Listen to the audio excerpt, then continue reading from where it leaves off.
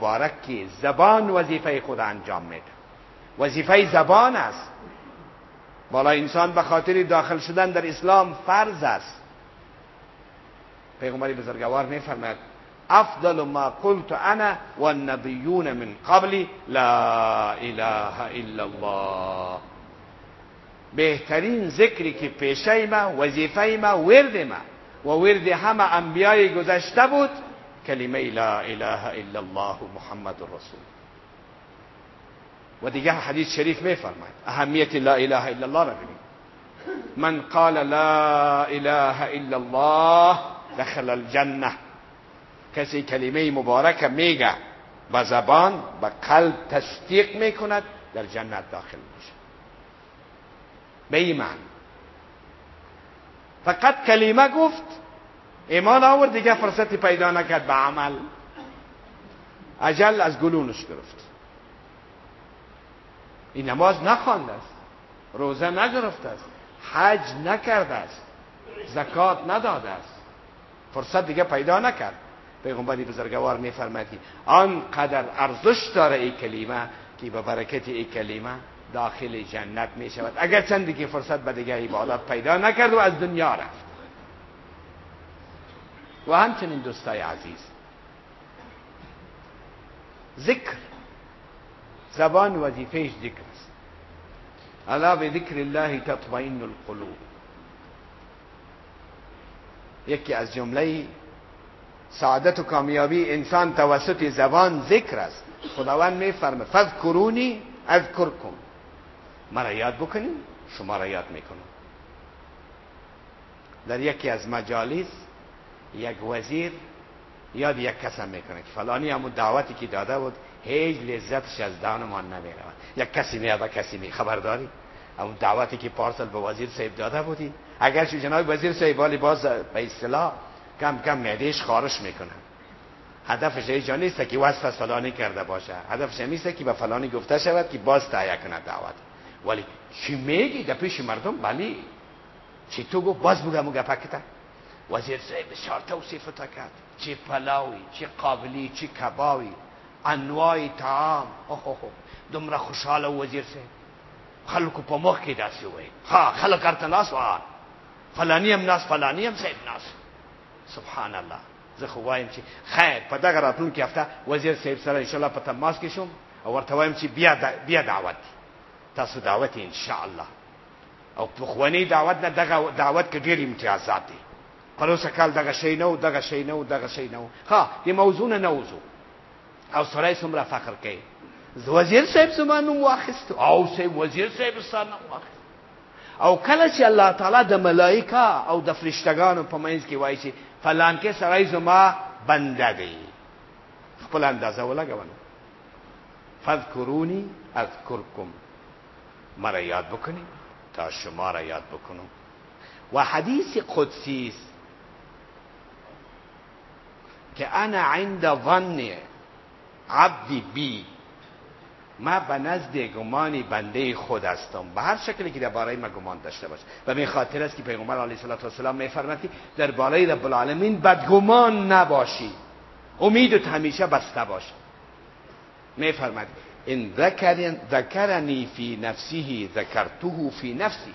اگر مرا یاد میکند به تنهایی، ما او را به تنهایی یاد میکنم. و این ذکرنی فی ملئ، اگر در گروه مجلس و جماعتی مرا یاد میکنه، ذکرته فی ملئ خیر من ملئه، یادش میکنم در جماعت و گروهی که با مراتب از گروه جماعت و مجلس او بهتر است که مجلس فرشتگان است. این با واسطه چی میشه؟ زبان. زبان، ذکر خداوند. الا بذکر الله تطمئن القلوب. و ذکر پروردگار دلها، روان انسان، اعصاب انسان، همه چیز انسان آرام میگیرد، تشویش گم میشود. دیگه تلاوت قرآن و چی میشود؟ و زبان.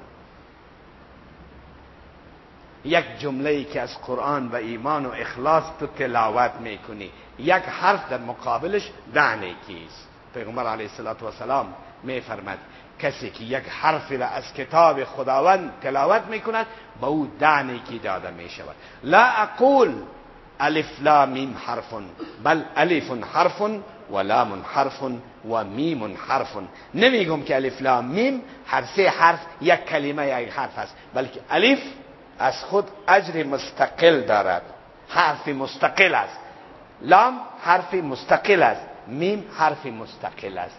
ثواب ببینید، اجر ببینید به برکت زبان. و همچنین اصلاح در مابین مسلمان ها. لا خیر فی کثیر من نجواهم الا من امر بصدقه او معروف او اصلاح بین الناس. در مشوره ها و جرگه هایی که در او اصلا هدف نامشروع باشد، پلان های شوم سنجیده شود، پلان علیه مسلمان سنجیده شود، دسیسه و توطیه علیه اسلام در اونجا طرح شود، در او هیچ خیر و برکتی نیست، پیش خداوند هیچ ارزشی ندارد. بلکه مجلسی پیش خداوند مقبول است که در اونجا پلان سنجیده میشد به خاطر صلح، به خاطر کمک به مسلمان ها، به خاطر ترویج خیر. می فرماید که این به زبان، اصلاح به زبان است. یک کس پیش یک گروهی متخاصم میره، پیش دیگر گروهی متخاصم میره، کوشش میکنه تا اینکه به برکت صلح و زبانی از او در مابین دو گروه متخاصم متقابل صلح بیاید. این به برکت زبان است. و میفهمی که این مصلح پیش خداوند از جایگاه خاصی برخوردار است. برعکس اگر خدا نخواسته با او قسمی که در پیامدهای نتایج شوم انشاءالله ذکر خواهد شد، و یک گروه مسلمان ها رفته قسم شیطانی میکند، با گروه مسلمان ها رفته تا اینکه باعث قتل و قتال در مابین مسلمان ها می شود. این مردود است. بناء به خاطر اصلاح در مابین مسلمان، اصلاح در مابین زن و شوهر، چون خانواده تشکیل جامعه بشری مبنی بر خانواده است. وقتی که تو به حیث برادر، به حیث پدر، به حیث یکی از خویشاوندان این خاندانی که در اینجا آتش اختلاف شعله‌ور است داخل میشه، به خاطر رضای پروردگار در مابین زن و مرد اصلاح میاری. و این خفتم شقاق بینهما فبعثوا حکما من اهله و حکما من اهلها این یرید اصلاحا یوفق الله بینهما. یک وقفه دارم در اینجا. امروز زیر عنوان من خشونت یا مبارزه علیه خشونت یا محو خشونت، چه دکانا چه تجارتی، و قرآن ببینین که در یک جمله خشونت از بین میبره.